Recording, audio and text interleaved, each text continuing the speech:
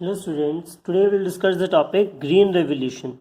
Green Revolution basically known as technical reforms, जो कि India में टेक्निक इम्प्रूव करने के लिए जो HYV seed, fertilisers, insecticide, pesticides और बेटर मशीन्स इन सबको प्रमोट किया गया था, जो हमने टेक्निकल रिफॉर्म्स में डिस्कस किया है. Those were the part of green revolution launch in 1965. इसको हमने टू फेजेस में, ठीक है, टू फेजेस में लॉन्च किया. फर्स्ट फेज में हमने इसे मिड 60 से मिड 70 तक चलाया, जहाँ पर सिर्फ दो क्रॉप्स कवर की गई. Number 1 wheat and number 2 is rice. And कुछ लिमिटेड स्टेट्स में ही लॉन्च किए थे, जैसे पंजाब, तमिलनाडु और आंध्र प्रदेश में.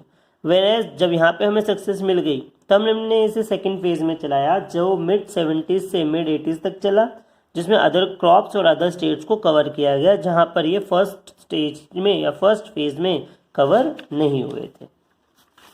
अब बात करते हैं ग्रीन रेवोल्यूशन के गेन्स की, क्योंकि हम ग्रीन रेवोल्यूशन पूरा डिस्कस कर चुके हैं अंडर टेक्निकल रिफॉर्म्स. तो गेन्स में सबसे पहले rise in productivity. For India there is a substantial rise in productivity, because अगर हम इंडिया की 1950s की और करंट की प्रोडक्टिविटी देखें टर्न्स पर हेक्टेयर में on a given land, tons per hectare, तो इंडिया की प्रोडक्टिविटी वीट के लिए 0.6 थी, बट अब 3.2. There is almost a 5 time gain. Rice के लिए 0.7 टन्स पर हेक्टेयर थी, now it is 2.5, almost 4 times. 0.6 to 2.6, again almost 4 times, 4+ times. तो हमारी प्रोडक्टिविटी में सब्सटेंशियल इंक्रीज आया due to green revolution. Rise in acreage. Acreage का मतलब होता है एरिया अंडर कल्टीवेशन. जो हमने साइंटिफिक मेथड अप्लाई किए थे, scientific method, HYV seeds, fertilisers, उन्होंने हमारी क्रॉप प्रोडक्शन को फास्ट कर दिया, जिससे टाइम फॉर क्रॉप रिड्यूस हो गया.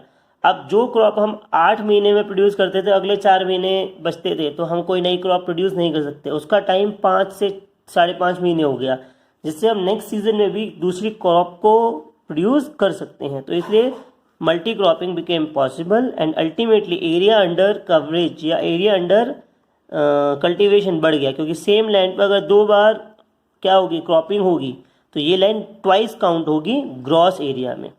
कमर्शियल आउटलुक, जब प्रोडक्शन बढ़ा साइंटिफिक मेथड से, HYV सीड से, तो मार्केटेबल सरप्लस बढ़ा. मार्केटेबल सरप्लस मतलब एक्स्ट्रा प्रोडक्ट जो फार्मर्स मार्केट में सेल कर सकते थे after their fulfilment of the requirement of house. मतलब उन्होंने जो प्रोड्यूस किया उसमें से कुछ अमाउंट वो अपने घर के लिए यूज़ करते थे, उसके बाद उनके पास जो सामान बचता था वो मार्केट में बेचते थे.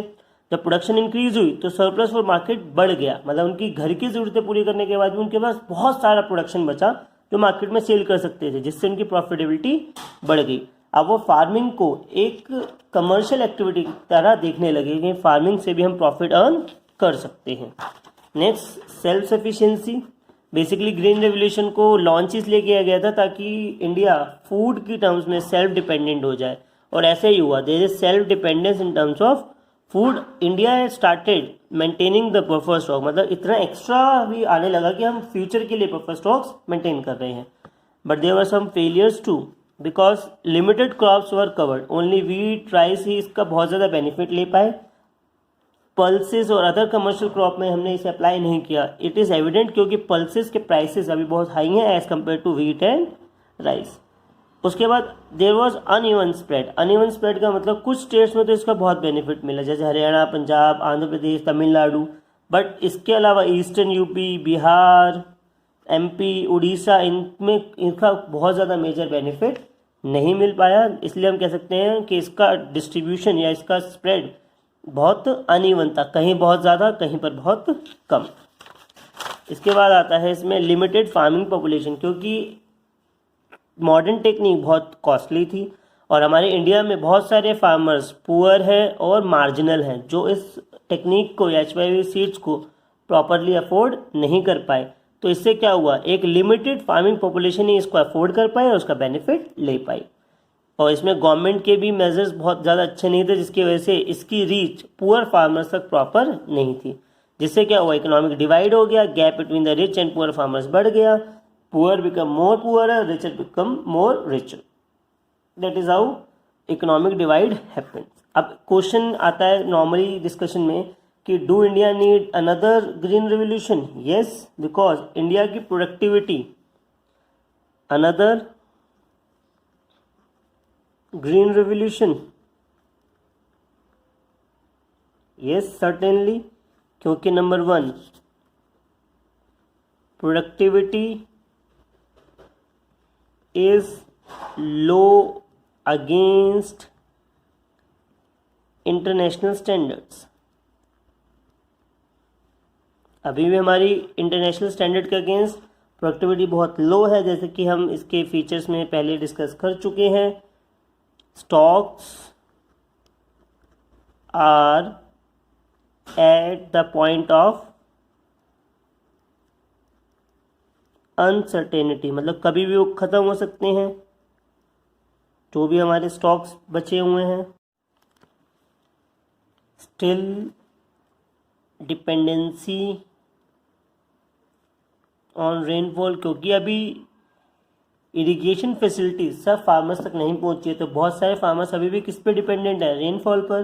तो अनदर ग्रीन रेवोल्यूशन में हम इरिगेशन फैसिलिटीज को बढ़ाने का भी काम कर सकते हैं। And loan waivers are regular, क्योंकि फार्मर्स के पास अपने लोन को चुकाने के लिए रेगुलर प्रॉफिट नहीं है, जिससे वो हर बार लोन माफ़ कराने में लगे रहते हैं। That is a big problem. इसके लिए another green revolution is required, and that's how the chapter 3 of agriculture policies is done.